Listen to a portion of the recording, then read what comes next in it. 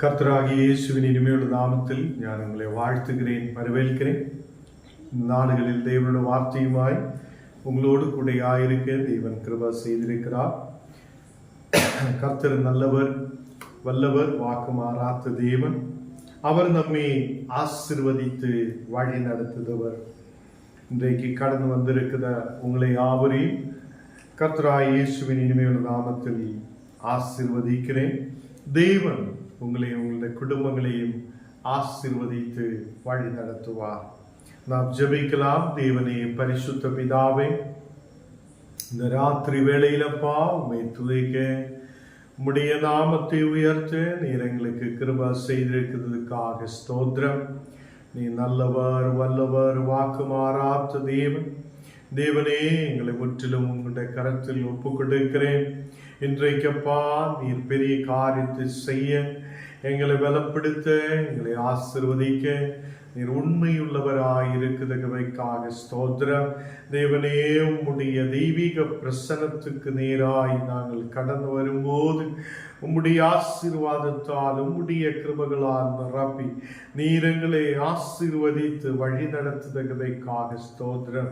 இன்றைக்கு கடந்து வந்திருக்கிற ஓரோ மக்களையும், அவங்களுடைய குடும்பங்களையும், குடும்பத்திலாயிருக்கிற ஓரோ மக்களையும் நீர் ஆசீர்வதித்து பலப்படுத்துவதற்காக ஸ்தோத்திரம்.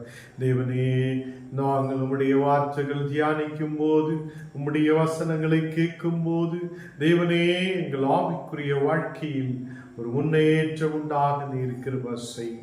இன்றைக்கப்பா இருக்கிற பலவீனதைகளை நீர் மாற்றி, எல்லா கண்ணீரான சூழ்நிலைகளை மாற்றி நீர் எங்களை பலப்படுத்தி ஆசீர்வதித்து வழி நடத்து. எங்களை முற்றிலும் தாழ்த்துகிறேன், அர்ப்பணிக்கிறேன். இயேசுவின் நாமத்தில் ஜெபங்கேளும் நல்ல பிதாவே, ஆமேன், ஆமேன். கர்த்தர் நம்மை ஆசீர்வதித்து வழி நடத்துவார். அநேக மக்கள் இந்த நாடுகளில், உலகத்தில் முன்னேற முடியாது, ஒரு விடுதல் இல்லாத இன்றைக்கு காணப்படும் போது சில பேர் சொல்லும், அவங்கள் என்னை சபித்திருக்கிறார், இவங்கள் எனக்கு விரோதமாய் எழும்புகிறார், அதே முன்னாடியும் பின்னாடியும் போக முடியாத அநேகர் தடுக்கிறார் என்றெல்லாம் பேசுவதை நாம் கேட்கிறார். நாம் இந்த நாடுகளில் வாசிச்சு கேட்ட வசனங்களில் நான் உங்களுக்கு சொல்லுகிறேன், உங்கள் சத்துருக்களை சிநேகியுங்கள். மத்தேயு 5:44 நாம் இப்போ தொடர்ச்சியாக தியானித்து வருகிறது. உங்கள் சத்துருக்களை சிநேகியுங்கள், உங்களை சபிக்கிறவங்களை ஆசீர்வதியுங்கள். கர்த்தருடைய பிள்ளைகளே, இன்றைக்கு 2 சாமுவேல் 16 அதனுடைய 5 நாம் தியானிக்கிறதுக்காக எடுக்கிறேன். 2 சாமுவேல் 16 அதனுடைய 5 தாவீது ராஜா பெகூர் மட்டும் வந்தபோது, இதோ சவுல் வீட்டு வம்சத்தாராயிருக்கிற கேராவின் குமாரனாகிய சிமேயு என்னும் பேருள்ள ஒரு மனுஷன் அங்கே இருந்து புறப்பட்டு தூஷித்து கொண்டு நடந்து வந்த. தாவீது ராஜா பெகூரி மட்டும் வந்தபோது, அந்த பெகூரி இடத்தில் கடந்து வரும்போது, சவுல் ராஜாவுடைய வீட்டு வம்சத்தாரில் ஒருவன், அவன் கேராவின் குமாரனாகிய சிமேயு, அந்த சவுல் ராஜாவுடைய ஒரு வீட்டு வம்சத்தாராகிய ஒருவன் தாவீதை பார்த்து தூஷித்து கொண்டே இருக்கிறான். அவன் தூஷித்து கொண்டு அவன் நடந்து வருகிறார், தாவீதுக்கு முன்பாக நடந்து வருகிறார். கர்த்தருடைய பிள்ளைகளே, நமக்கு தெரியும், சவுல் ராஜாவாய் இருக்கும் போதே, சவுல் தேசத்துக்கு ஒரு ராஜாவாய் காணப்படும் போதே தேவன் தாவீதை தெரிந்து கொள்ளுகிறார். அந்த தேசத்துக்கு அதை சவுல் ராஜாவாய் காணப்படும் போதும் வேறொரு ராஜாவை தேவன் அங்கே தேர்ந்தெடுத்துக் கொள்ளுகிறார். தாவீது ராஜாவாய் மாற்றப்படுகிறார். ஆடு மேய்த்திட்டு இருந்த ஒருவன் இந்த நாடுகளில் தாவீது இப்போ ராஜாவாய் அபிஷேகம் பண்ணப்பட்டு தேவனுக்கு முன்பாக அவன் காணப்பட்டிருக்கிறார். தாவீது ராஜாவாய் இருக்கும் போதும் அவனுக்கு அநேகம் பிரச்சனைகள், அவன் வாழ்க்கையில் அநேகம் கஷ்டங்கள், அவனுடைய வீட்டாரே அவனுக்கு விரோதமாய் எழும்புத சூழ்நிலைகள் உருவாயிருக்கிறது. இப்போ சவுல் ராஜாவுடைய வீட்டாராகிய ஒருவன் சிமையு கடந்து வந்து அந்த சிமையு தாவீது ராஜாவை பார்த்து தூஷித்து கொண்டிருக்கிறது. நமக்கு தெரியும், நமக்கு சுற்றிலும் அநேகர் நம்மை தூஷித்துக் கொள்ளும் போது, அநேகர் நமக்கு விரோதமாய் வார்த்தைகளை சொல்லும் போது நம்மோடு தேவன் பேசின வார்த்தை என்ன?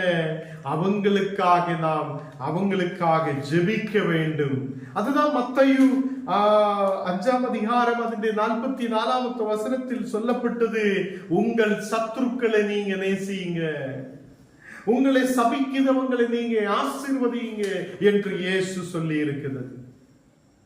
இங்க தாவீதும் தேவனுக்கு பயந்தவனாய் காணப்பட்டிருக்கிறது. தேவனை மற்றும் சார்ந்திருந்தவனாய் இருக்கிறது. அவனுடைய கஷ்டத்திலும் துன்பத்திலும் பிரச்சனையிலும் தாவீது ராஜாவாய் இருக்கிற ராஜஸ்தானத்திலிருந்து மகனே பயப்பட்டு அவனுடைய மகனாகிய அப்சலோம் அவனுக்கு விரோதமாய் எழும்பும் போது அந்த அப்சலோமுக்கு பயப்பட்டு அவன் ஓடிவிட்டு இருக்கிறார். ராஜஸ்தானத்திலிருந்து தேவனோடு கூட சொல்லுகிறார், தேவனே இந்த துன்பத்திலும் இந்த கஷ்டத்திலும் நீர் என்னை பாதுகாக்க முடியாதவர் என்று அவன் சொல்ல ஆரம்பித்திருக்கிறார். கர்த்தருடைய பிள்ளைகளே, சவுல் ராஜாவுடைய வீட்டு வம்சத்தார் எல்லாம் கடந்து வந்து சிமையு இவனுக்கு தாவீதுக்கு முன்பாக நின்று அப்படி தூஷிக்கும் போதும் தாவீது அவனுக்கு விரோதமாய் எழும்ப விரும்பியதில்லை. 2 சாமுவேல் 16ஆம் அதிகாரம் അതിന്റെ 6வது வசனத்தில் வாசிக்கும் போது சகல ஜனங்களும் சகல பலசாலிகளும் தாவீதின் வலது புறமாகவும் இடது புறமாகவும் நடக்கையில் தாவீதின் மேலும் தாவீது ராஜாவுடைய சகல ஊழியக்காரன் மேலும் கற்களை எறிந்தார்கள். தாவீது ராஜாவோடு கூட சகல ஜனங்களும் அவனோடு கூட பயணிக்கிறது, அவனோடு கூட இருக்கிறது. சகல பலசாலிகள் அவனோடு கூட இருக்கிறது. இடது புறமாகவும் வலது புறமாகவும் மக்கள் தாவீதோடு கூட நடக்கிறார். பலசாலிகளானவர்கள் இருக்கிறது. அப்போதும் சிமையோ தாவீது ராஜாவுக்கு விரோதமாய் தூஷித்து கொண்டே இருக்கும் போதும் தாவீது ஒரு வார்த்தையும் அவனுக்கு விரோதமாய் சொல்ல விரும்பியதில்லை. நம்மை தூஷிக்கிறவனே பார்த்து ஏடா இப்படி செய்கிறார் என்றாவது கேட்கும். தாவீது அவ்வளோ பலசாலிகளோடு கூட நடந்து போகுத தாவீது ஒரு வார்த்தையும் பேசினது இல்லை. ஏனென்றால் அவர் தேவனை சார்ந்திருக்கிறது. அவர் மனிதர்களை பார்த்து முன்னாடி போயவர் அல்ல. தேவன் என்னை தேர்ந்தெடுத்திருக்கிறார், இந்த ராஜஸ்தானத்துக்குள்ள வைத்திருக்கிறது. தேவனுக்கு ஒரு திட்டம் இருக்கிறார், தேவன் என்னை நடத்துவார் என்று அவர் நம்பிக்கை வைத்திருந்திருக்கிறது. இந்த சிமையு ராஜாவை பார்த்து அவ்வளோ தூஷித்து பேசும் போதும் தாவீதுக்கு விரோதமாகவும் சகல ஊழியக்காரர்களுக்கு விரோதமாகவும் கற்களை எறியும் போதும் தாவீது பொறுமையாய் நடந்து போகிறார். கர்த்தருடைய பிள்ளைகளே, தாவீது ராஜா சொல்லுகிறார், நீ போய் தலையை எடுத்துட்டு வா என்று சொல்லியா எடுக்க முடியாத பலசாலிகள் அவனோடு கூட இருந்தது. ஒருவனை பிடித்து கெட்டு என்று சொல்லியால் பிடித்து கெட்ட முடியாத அதிகாரம் உள்ள பலசாலிகள் தாவீது ராஜாவோடு கூட இருந்தது. அவங்களுக்கு ஒன்றும் இவர் கட்டளை கொடுத்தது இல்லை. சிமையு தூஷித்து கொண்டே இருக்கிறது. என் குடும்பத்தாராகிய, என் வீட்டாராகிய, என்னுடைய வீட்டாராகிய அந்த சவுல் ராஜாவுக்கு விரோதமாய் நீ எழும்பினீரே,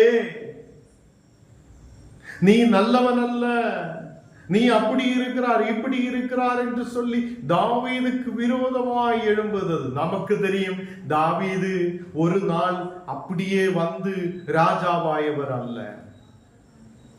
அவருக்கு மேல் தேவனுடைய திட்டம் இருந்தது. தாவீது இந்த ஜனத்தை நடத்த வேண்டும் என்று தேவனுக்கு மேல் திட்டம் இருந்தது. தேவன் அவங்களை அதை தெரிந்தெடுத்து கொண்டிருக்கிறது என்று நமக்கு தெரியும்.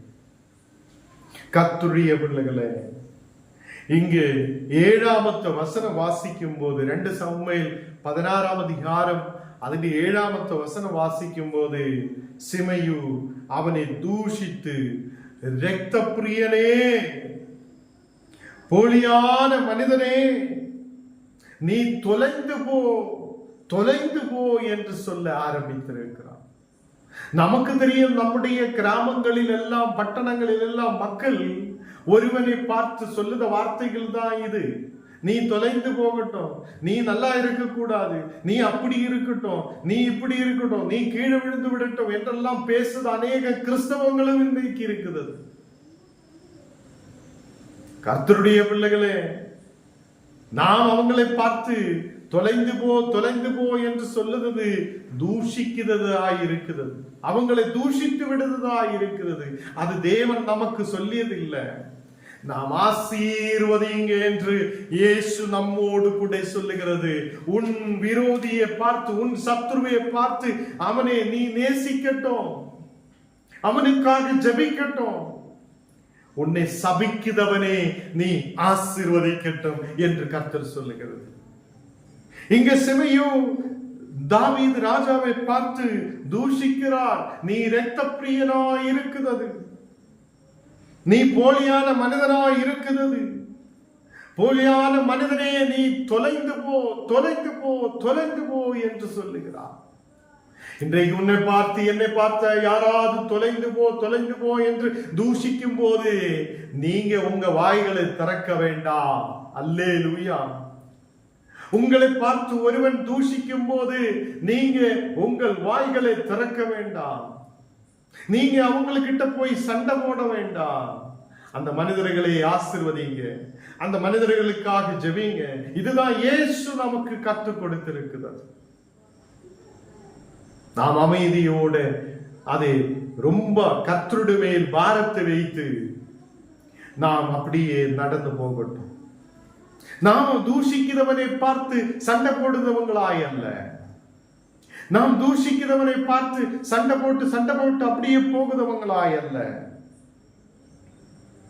சிமையு தூஷித்துக் கொண்டே இருக்கும் போதும் பலசாலிகளோடு கூட ஜனங்களோடு கூட அதை நடந்து போகுதா தாவீது. அதிகாரம் இருக்குத தாவீது, பலசாலிகளான மக்கள் இருக்குத தாவீது அமைதியாய் நடந்து போகிறார். தூஷிக்கிறவன் தூஷிக்கட்டும் என்று சொல்லி அவன் நடந்து போகிறான். அவன் வலிய பெரிய ராஜாவாய் இருக்கும் போது அவ்வளோ அமைதியாய் நடந்து போய் என்றால் அவ்வளோ மக்கள் நம்ம அது ரொம்ப பலவீனதையோடு இருக்குது. நமக்கு சுற்றிலும் வலது புறம் இடது புறம் மக்கள் இல்லை, நமக்கு உதவிக்காக யாரும் இல்லை, நம்மோடு கூட பயணிக்க யாரும் இல்லை. இப்படி இருக்குது. நாம் என்ன செய்ய வேண்டும்? நம்மை தூஷிக்கிறவங்களை பார்த்து நாம் அமைதியாய் நடந்து போகிற மக்களாய் காணப்படும். நமக்கு ஒரு மாற்றம் தேவையாய் இருக்கிறது.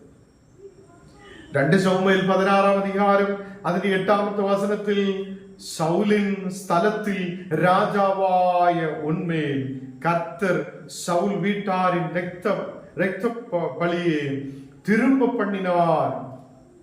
இவன் தூஷிக்க ஆரம்பிக்கிறது என்னென்றால், அவனுடைய வீட்டாராயிருக்கிற சவுல் ராஜாவு இருக்க வேண்டிய இடத்தில் இப்போ யார் இருக்கிறார்? தாவீது ராஜா இருக்கிறார்.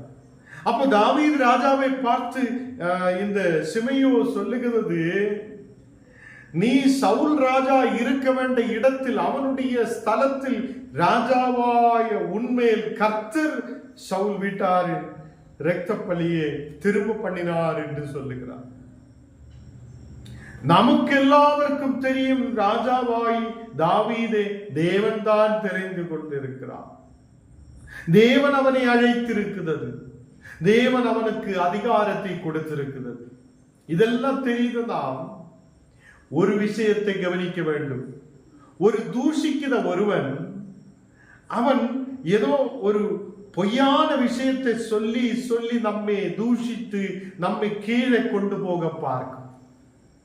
கர்த்தர் வைத்திருக்கிற ஒரு திட்டத்தில் நம்மை கர்த்தர் உயர்த்தும் போது அந்த உயர்வை பார்த்து அதை ரொம்ப பொறாமைப்படுத சிலர் நமக்கு விரோதமாய் பேச ஆரம்பிக்கும், நம்மை தூஷிக்க ஆரம்பிக்கும். அப்போ நம்ம அவனுக்கிட்ட போய் சண்டை போடுறவங்களாய் காணப்படக்கூடாது. இங்கே சவுல் ராஜாவுடைய வம்சத்தாராயிருக்கிற ஒருவன் சிமெயோனும் தாவீது ராஜாவுக்கு விரோதமாய் எழும்பும் போது தாவீது ராஜாவு அமைதியாய் போய்கொண்டிருக்கிறது. தாவீது ராஜாவு எதுவும் அங்கே அது அவனுக்கு விரோதமாய் எழும்ப போனது இல்லை. இவன் விசுவசிக்கிறார், சவுலுடைய ஸ்தலத்தில் ராஜாவாய் தாவீது அப்படியே வந்திருக்கிறார், சவுல் ராஜாவை கீழே தள்ளி விட்டிருக்கிறார், சவுல் ராஜாவுடைய அதிகாரத்தை தாவீது பெற்றுக் கொண்டிருக்கிறார் என்று சொல்லி தூஷிக்க ஆரம்பிக்கிறது.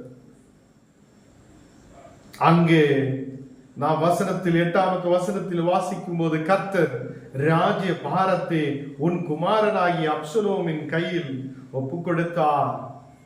இப்போதும் இதோ உன் அக்கிரமத்தின் அகப்பட்டாய், நீ இரத்த பிரியராய மனுஷன் என்றாய். இவன் தூஷிக்கிறது நிப்பாட்டுறது இல்லை. நமக்கு தெரியும், தாவீது ராஜாவாய் இருக்கும் போது அவன் மகனுக்கு ஒரு ஆசை. அவன் மகன் தாவீதை கீழே தள்ளிவிட்டு இல்லைன்னா தாவீதை துரத்தி விட்டு எப்படியாவது ராஜஸ்தானத்துக்கு அப்சலோமுக்கு வரணும் என்று சொல்லி அவன் பிரயாசப்பட்டு கொண்டிருக்கிறது.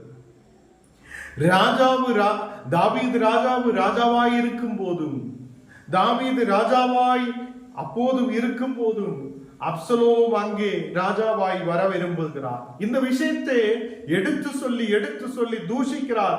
நீ சவுலை கீழே தள்ளிவிட்டதுனாலதான் உன் மகன் உனக்கு விரோதமாய் எழும்பி இருக்கிறார் என்றெல்லாம் சொல்லி நீர் அக்கிரமத்தில் அகப்பட்டாய் என்று சொல்லி தூஷிக்க ஆரம்பிக்கிறது. நீ இரத்த பிரியராய மனுஷன் என்று சொல்லி தூஷிக்க ஆரம்பிக்கிறது. இதை கேட்குதா ஒருவன், அவரோடு கூட நிறைய பேர் அங்கே இருக்குது, பலசாலிகள் இருக்குது. 9வது வசனம் வாசிக்கும் போது அப்பொழுது செரியாயின் குமாரனாகிய அபிசாய் ராஜாவை நோக்கி, அந்த சத்த நாய் ராஜாவாகிய என் ஆண்டவனை தூஷிப்பானே, அவனுக்கு கோபம் வருகிறார். செரியாயின் மகனாகிய அபிசாய் ஒரு கேள்வியை வைக்கிறார். ராஜாவே, இவன் உன்னை பார்த்து அவ்வளோ தூஷிக்கிறது, உனக்கு விரோதமாய் பேசுகிறது. நீ ஒரு வார்த்தை சொன்னால் நான் இவனுடைய தலையை எடுத்து கொண்டு வரலாம். அவனுக்கே கோபம் வந்தாச்சு. அபிசாய்க்கு கோபம் வருகிறார். இதை கேட்டுக்கொண்டிருக்குதா அபிசாய் இந்த மனிதனை அதை தலையை எடுக்கலாம் என்று சொல்லி அப்படியே ராஜாவுக்கிட்ட சொல்லுகிறார்.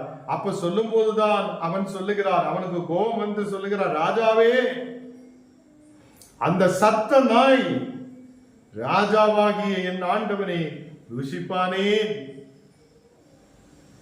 அப்போ அந்த சிமையோய பார்த்து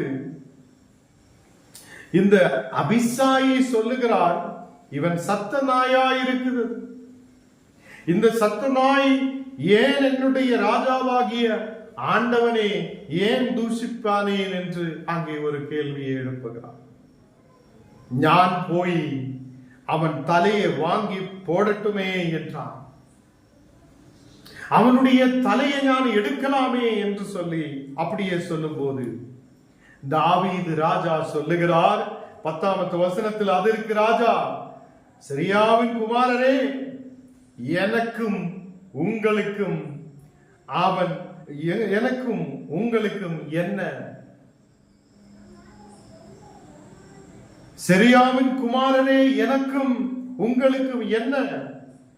அவன் என்னை தூஷிக்கட்டும், தாவீதை தூஷிக்க வேண்டும், அவன் எவ்வளவு வேணாலும் தூஷிக்கட்டும். தாவீது ராஜா சொல்லுகிறார், அவனுக்கு எவ்வளோ மதியா வருதோ அவ்வளோ நேரம் அவன் தூஷிக்கட்டும் என்று சொல்லுகிறான்.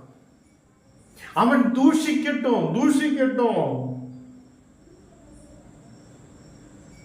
தாவீதை தூஷிக்க வேண்டும், அவன் தூஷிக்கட்டும் என்று இவர் சொல்லுகிறார்.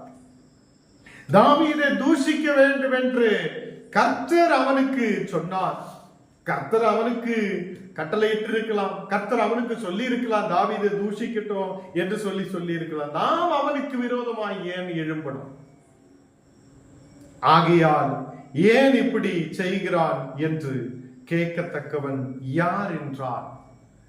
ஞானோ நீயோ போய் ஏன் அவனுக்கிட்ட கேட்கணும்? நீ எதுக்குடா இப்படி செய்கிறார் என்று நாம் எதுக்கு கேட்கணும் என்று தாவீது ராஜாவு கேட்கிறான்.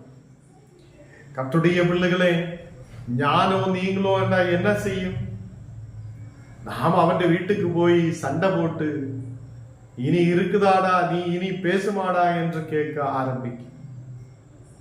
கர்த்தருடைய பிள்ளைகளே, இங்க தாவீது ராஜாவு அந்த தூஷிக்கிற மனிதனை எதுவும் செய்ய விரும்பியதில்லை. இது அவன் தூஷிக்கட்டும், அவன் எவ்வளவு வேணாலும் தூஷிக்கட்டும், அவன் தூஷிக்க வேண்டும் என்று கர்த்தருக்கு அவனுக்கு சொந்திருக்கிறான் என்று சொல்லி இவன் நினைக்கிறான். அவன் எவ்வளவு வேணாலும் தூஷிக்கட்டும். 10வது வசனம் தான் வாசிக்கும் போது, பின்னும் தாவீது அபிசாயையும் தன் ஊழியக்காரர் எல்லாரையும் பார்த்து, இதோ என் கர்ப்ப பிறப்பான என் குமாரனே, என் பிராணனை வாங்க தேடும் போது இந்த பென்யமீனன் எத்தனை அதிகமாய் செய்வான். என்னுடைய மகனே எனக்கு விரோதமாய் எழும்பும் போது, என்னுடைய மகனே எனக்கு என்னுடைய பிராணனை வாங்க தேடும் போது, என்னுடைய உயிரை எடுத்து விடலாம் என்று என்னுடைய மகனாகிய அப்சலோமே முன்னாடி வந்திருக்கும் போது, இந்த பென்யமீனன் எத்தனை அதிகமாய் செய்வான். இவன் எவ்வளோ தூஷிக்கட்டும், என்னுடைய குடும்பத்தாரனே என்னுடைய உயிரை எடுக்க பார்த்து கொண்டிருக்கிறாரே என்று அங்கே சொல்லுகிறான். அவன் தாவீது அபிசாயையும் தன் ஊழியக்காரர்கள் எல்லாரையும் பார்த்து சொல்லுகிறார், இப்ப என் குமாரனை பயப்பட்டு நான் ஓடிக்கொண்டிருக்கிறது, என்னுடைய குமாரன் என்னுடைய உயிரை எடுக்க பார்த்து கொண்டிருக்கிறது, இவன் தூஷிக்கணும் என்றால் தூஷிக்கட்டும் என்று சொல்லி அவர் பேசுகிறது. அவன் தூஷிக்கட்டும், அப்படி செய்ய கர்த்தர் அவனுக்கு கட்டளையிட்டு இருக்கிறார். இவனுக்கு கர்த்தர் இவன் தூஷிக்கிறதுக்காக கர்த்தர் கட்டளையிட்டு இருக்கலாம். இவன் தூஷிக்கட்டும், நமக்கு என்ன? நாம் எதுக்கு போய் கேள்வி கேட்கணும்? நாம் எதுக்கு அவனுடைய உயிரை எடுக்கணும்? நாம் எதுக்கு அவனுக்கு விரோதமாய் போகணும் என்று அவர் தாவீது கேட்கிறார். கர்த்தருடைய பிள்ளைகளை, இயேசு நமக்கு சொல்லிக் கொடுத்த விஷயம் என்ன? நாம் அவங்களுக்காக ஜெபிக்கிற மக்களாய் இருக்கிறோம். சத்துருக்களை நேசியுங்கள், அவங்களுக்காக ஜெபியுங்கள். உன்னை சபிக்கிறவங்களே நீங்கள் ஆசீர்வதியுங்கள். தாவீதுடைய வாழ்க்கையில் பார்த்தால் தூஷிக்கிறவனே, தாவீதுக்கு விரோதமாய் தூஷிக்கிறவனே பார்த்து தாவீது எதுவும் சொல்லியதில்லை. நீ வேணாம், தூஷிச்சுட்டே இரு, எனக்கு என்ன, அது கர்த்தர் உனக்கு கொடுத்த கட்டளையா இருக்கும் என்று சொல்லுகிறான். 12வது வசனம் வாசிக்கும் போது, ஒருவேளை கர்த்தர் என் சிறுமையை பார்த்து இந்த நாளில் அவன் நிந்தித்த நிந்தனைக்கு பதிலாக எனக்கு நன்மையே சரி கட்டுவார் என்றார். இவன் தூஷிக்கட்டும், என்னை பார்த்து எது வேணாலும் சொல்லட்டும், என்னை குறையாய் பேசட்டும், எனக்கு விரோதமாய் எழும்பட்டும், பட் என் கர்த்தர், ஒருவேளை கர்த்தர் என் சிறுமையை பார்த்து இந்த நாளில் அவன் நிந்தித்த நிந்தனைக்கு பதிலாக எனக்கு நன்மையை சரி கட்டுவார். தாவீதுக்கு ஒரு விசுவாசம் இருக்கிறது. இந்த நிந்தனைக்கு பதிலாக தேவன் எனக்கு, இவன் நிந்தித்த நிந்தனைக்கு பதிலாக எனக்கு நன்மையே சரி கட்டுதவராயிருப்பார். கர்த்தருடைய பிள்ளைகளே, இன்னைக்கு என்ன கேக்குதா தேவ பிள்ளைகளே, நமக்கு விரோதமாய் நிந்தனைகள் எழுப்பும் போது, மக்கள் நம்மை தூஷிக்கும் போது, மக்கள் நமக்கு விரோதமாய் எழுப்பும் போது நாம் விசுவசிக்கட்டும், இந்த நிந்தனைக்கு பதிலாக, இந்த தூஷிக்கிறதுக்கு பதிலாக எங்கெல்லாம் நீ தலை கீழாய் நின்றோ அந்த இடத்தில் எல்லாம் கர்த்தர் நன்மையை சரி கட்டுவார் என்று விசுவசிக்கட்டும். நமக்கு கர்த்தர் நன்மையை சரி கட்டுதவராய் இருப்பார். 13வது வசனம் வாசிக்கும் போது அப்படியே தாவீதும் அவன் மனுஷர் வழியே நடந்து போனார்கள். சீமையையும் மலையில் பக்கத்தில் அவனுக்கு எதிராக நடந்து தூஷித்து அவனுக்கு எதிராக கற்களை எறிந்து மண்ணை தூற்றி கொண்டேன் என்றான். சில பேர் நம்மை பார்த்து மண்ணு வாரி அப்படியே தூற்றுவார். நமக்கு தெரியும், கிராமத்துல எல்லாம் நிறைய பேர் சில சண்டையெல்லாம் போடும்போது மண்ணு வாரி அப்படியே போடும், சாப வார்த்தையை சொல்லும். அப்போது நீ பயப்படாதே, கர்த்தர் எனக்கு நன்மையை சரி கட்டுதவராய் இருக்கிறார் என்று நீ விசுவாசத்தோடு முன்னாடி கடந்து செல்லட்டும். இவன் தூஷிக்கட்டும், அவன் எது வேணாலும் சொல்லட்டும், அவன் எனக்கு விரோதமாய் எழும்பட்டும், எனக்கு விரோதமாய் எது வேணாலும் சொல்லட்டும், மண்ணு வாரி போடட்டும், கல்லு வாரி அப்படியே கல்லெடுத்து எரியட்டும், கற்களை எடுத்து எரியட்டும், எதுவும் பிரச்சனை இல்லை. தேவன் எனக்காக இருக்கிறார். தாவீது சொன்ன மாதிரி தேவன் இந்த நிந்தனைக்கு பதிலாக, இவன் நிந்தித்த நிந்தனைகளுக்கு பதிலாக தேவன் எனக்கு நன்மையே சரி கட்டுவான் என்று விசுவசிக்கட்டும். அல்லேலூயா. இந்த நாளுகளில் கர்த்தருடைய பிள்ளைகளே, தேவன் நமக்கு அதை நல்ல வழிகளை திறப்பார். தேவன் நமக்கு ஆரோக்கியத்தை கொடுப்பார். தேவன் நம்மை உயர்த்துவார். தேவன் தீர்க்காயுசை கொடுப்பார். தேவன் நமக்கு தேவையானதை சந்திப்பார். அவர் நம்மை உயர்த்துவார் என்று விசுவசிக்கட்டும். அல்லேலூயா. இன்றைக்கு என்ன கேட்கிற கர்த்தருடைய பிள்ளைகளே, நீங்க வீடுகளுக்குள்ள இருக்கும் போதே, நீங்க ஆயிருக்கிற இடத்தில் நாம் விசுவாசத்தோடு ஜெபிக்கட்டும். தேவன் எனக்காக நன்மையை செய்வார், தேவன் எனக்காக நன்மையை செய்வார். அதனால நீ யாருக்கிட்டையும் போய் சண்டை போட வேண்டிய தேவையில்லை. உன்னை தூஷிக்கிறவனை பார்த்து அப்படியே போய் நீ போய் சண்டை போட வேண்டிய தேவையில்லை. கர்த்தர் எனக்காக நன்மையை செய்வார் என்று விசுவசித்து நீ முன்னாடி நடந்து போகணும். அவ்வளோ பெரிய ராஜா, அவ்வளோ பெரிய தாவீது ராஜா விசுவாசத்தோடு இருக்கிறான் மகன். அப்படியே மெதுவா நடந்து போகிறான். தூஷிக்கிறவன் தூஷித்து கொண்டே இருக்கிறான், பழிக்கிறவன் பழித்து கொண்டே இருக்கிறான். இந்த நாளுகளில் கர்த்தருடைய பிள்ளைகளே, நாம் வாசிச்சு கேட்டதும் தியானித்ததுமான வசனத்தை மறந்து விடாதீர்கள். இயேசு சொன்ன வார்த்தை, நீங்க உங்கள் சத்துருக்களை நேசியுங்கள், உங்களை சபிக்கிறவங்களை ஆசீர்வதியுங்கள், உங்களை பகைக்கிறவர்களுக்கு நன்மை செய்யுங்கள், உங்களை நிந்திக்கிறவர்களுக்கு, உங்களை துன்பப்படுத்துபவர்களுக்காக நீங்க ஜெபம் பண்ணுங்கள் என்று இயேசு நமக்கு சொல்லி இருக்கிறது. நாமும் அப்படியே துன்பப்படுத்துதவங்களுக்காக ஜெபிக்கிற மக்களாய், நம்மளை சபிக்கிற மக்களுக்காக ஜெபிக்கிற மக்களாய் நாம் முன்னாடி கடந்து செல்லட்டும். இந்த தாவீது ராஜாவும் அந்த சபித்தவனை பார்த்து, தூஷித்தவனை பார்த்து எதுவும் சொல்லாமல் அவன் கர்த்தரே நம்பிக்கை வைத்து, கர்த்தர் எனக்காக நன்மையை செய்வார் என்று விசுவசித்து அவனும் அவனுடைய கூட உள்ள மக்களும் நடந்து போய் கொண்டிருந்திருக்கிறார், முன்னாடியே போய் கொண்டிருந்திருக்கிறார். இந்த நாடுகளில் நாம் விசுவாசத்தோடு முன்னாடி கடந்து செல்லட்டும். நாம் கண்ணுகளை மூடலாம், நாம் ஜெபிக்கலாம். கர்த்தர் நம் வாழ்க்கையில் பெரிய காரியத்தை செய்வார். அவர் நம்மை ஆசீர்வதிப்பார். அவர் நமக்காக யாவற்றையும் செய்வார். ஹல்லேலூயா. இந்த நாளுகளில் தேவன் நம்மை ஆசீர்வதித்து பலப்படுத்துவார். எல்லாவரும் கண்ணுகளை மூடலாம், நாம் ஜெபிக்கலாம். சீனாய் மலையினிலே இறங்கி வந்தவரே, சீனாய் மலையினிலே இறங்கி வந்தவரே, ஆத்மதாகம் தீர்க்கவாரும் இந்த வேளையிலே, ஆத்மதாகம் தீர்க்கவாரும் இந்த வேளையிலே, ஆவியானவரே, அன்பின் ஆவியானவரே, இப்போவார் இறங்கி வார் எங்கள் மத்தியிலே, இப்போவார் இறங்கி வார் எங்கள் மத்தியிலே.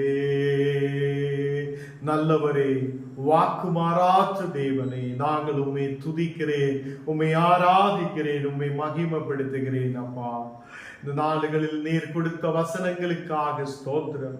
நாங்கள் யாருக்கும் விரோதமாய் எழும்பாமல் நமக்கு விரோதமாய் எழும்புதவங்களுக்காக ஜெபிக்க, தேவனே, சத்துருக்களை நேசிக்க, எங்களை தூஷிக்கிறவங்களுக்கு விரோதமாய் பேசாமல் நாங்கள் என் தேவனையே சார்ந்திருக்க வேண்டும் என்று இந்த நாடுகளில் நீர் எங்களோடு பேசி இருக்கிறதுக்காக ஸ்தோத்திரம். தேவன் நன்மைக்காய் நமக்கு நன்மையை செய்வார் என்றுள்ள நம்பிக்கையோடு முன்னாடி கடந்து செல்ல நீர் கிருபை செய்ததுக்காக ஸ்தோத்திரம். இந்த நேரத்தில் கடந்து வந்த எல்லா மக்களையும் நீர் ஆசீர்வதித்து பலப்படுத்தும். உம்முடைய தெய்வீக பிரசன்னத்தால் நிரப்பும். வியாதியோடு, பலவீனதையோடு, பாரத்தோடு, கவலையோடு இருக்கிற மக்களுக்காக ஜெபிக்கிறேன். தேவனே, இந்த மக்களை நீர் தொடும். உம்முடைய பிரசன்னத்தால் நிரப்பும். எல்லா மக்களும் தீர்க்காயுசோடு, பலத்தோடு, ஆரோக்கியத்தோடு இருக்க நீர் கிருபை செய்ததுக்காக ஸ்தோத்திரம். இன்றைக்கு கடந்து வந்த எல்லா மக்களையும் ஆசீர்வதியும். இந்த நாளுகளில் எக்ஸாம்கள் எழுதுதான் இந்த மக்களுக்காக ஜெபிக்கிறேன். டெஸ்டுகளுக்காக எதிர்பார்த்திருக்கிற மக்களுக்காக ஜெபிக்கிறேன். அவங்களுக்காக வழிகளை திறக்கும். வேலைகளுக்காக எதிர்பார்த்து ஜெபிச்சு கொண்டிருக்கிற மக்களுக்கு வேலை வாய்ப்புகளை திறந்து கொண்டு தேவனே, நாளுகளில் வியாதிகள், பலவீனங்கள் முற்றிலும் ஒரு குடும்பங்களிலிருந்தும் மாற்றப்படட்ட தேவனே, நாங்கள் உண்மை சார்ந்து இருக்கிறேன். உம்முடைய மேல் நம்பிக்கையோடு இருக்கிறேன். நீ கூட இருந்து வழி நடத்தட்டும். இன்றைய தினத்தில் ஆண்டவரே, காணிக்கையாய் கொடுத்திருக்கிறார் அந்த விஜயன் என்ற அந்த பிதாவுக்காக ஜெபிக்கிறேன். இந்த மகன் கொடுத்திருக்கிற எல்லா காணிக்கைகளையும் நீர் ஆசீர்வதி. இந்த மகனுக்கு தீர்க்காயுசும் பலவும் ஆரோக்கியத்தையும் கட்டளையிடும். தேவனே, இந்த நாடுகளில் இருக்கிற சரீரத்தில் இருக்கிற பலவீனர்கள் முற்றிலும் நீர் மாற்றி கொடுத்து ஆரோக்கியத்தோடு, விடுதலோடு, சௌக்கியத்தோடு நீர் வழி நடத்துதற்காக ஸ்தோத்திரம். இந்த மகன் தீர்க்காயுசோட, பலத்தோட, ஆரோக்கியத்தோட எழும்பி நடக்க நீர் கிருபை செய்யும். தேவனே, இந்த மகனுக்கு சுற்றிலும் தேவ தூதன்மார் இருக்கட்டும். நீர் தொட்டு ஆசீர்வதிக்கிறதுக்காக ஸ்தோத்திரம். இந்த நாடுகளில் கர்த்தாவே, அந்த குடும்பத்திலே இந்த மகளுக்காக ஜெபிக்கிறேன். இந்த மகளை நீர் பலப்படுத்தி ஆசீர்வதி. வெளிநாட்டிலாயிருக்கிற விஜயராஜனாய் குடும்பத்தினாய் ஜெபிக்கும் இந்த மக்களையும் நீர் ஆசீர்வதித்து பலப்படுத்தும். தேவனே, அந்த ஸ்ரீதேவி சிஸ்டருடைய அம்மாவுக்காக ஜெபிக்கிறேன். இந்த மகளை நீர் பலப்படுத்தி வழி நடத்து. பள்ளிப்பேட்டிலாயிருக்குதா இந்த மக்களை உம்முடைய கரத்தில் ஒப்பு கொடுக்கிறேன். இந்த மக்களை, குடும்பத்தை நீர் ஆசீர்வதி. தேவனே, அந்த குடும்பத்தில் ஆயிருக்கிற எல்லா மக்களையும் நீர் தீர்க்காயுசோடு, பலத்தோடு வழி நடத்துவதற்காக ஸ்தோத்திரம். இன்றைய தினம் கடந்து வந்த ஒவ்வொரு குடும்பங்களையும் நீர் ஆசீர்வதித்து பலப்படுத்து. எங்களை முற்றிலும் தாழ்த்துகிறேன், அர்ப்பணிக்கிறேன். இயேசுவின் நாமத்தில் ஜெபங்களும் நல்ல பிதாவே, ஆமென். என் ஆத்மாவே கர்த்தரை ஸ்தோத்திரம், என் முழுமே பரிசுத்த நாமத்தை ஸ்தோத்திரம். என் ஆத்மாவே கர்த்தரை ஸ்தோத்திரம், கர்த்தர் செய்த சகல உபகாரங்களும் மறவாதே. ஆமென்.